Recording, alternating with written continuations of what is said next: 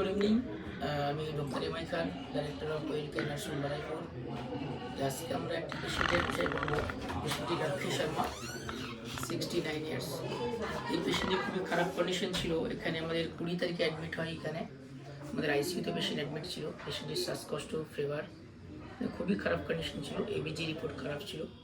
আমরা প্রথমে medical management treatment দিই, তারপরে পেশেন্টকে ইউএসজিতে ধরা পড়ে গলব্লাডার স্টোন আছে, তো সেটাকে আমরা ওটি করি। আচ্ছা, আমরা পেশেন্টের মুখে শুনবো। বলুন দিদি, আপনাদের পেশেন্ট কি হয়? পেশেন্ট আমার মা। আচ্ছা, আপনার? আমার শাশুড়ি।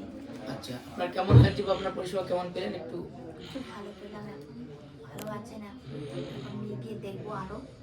একদম মোটামুটি ভালোই লাগলো, কাছাকাছি আপনার ভালোই লেগেছে।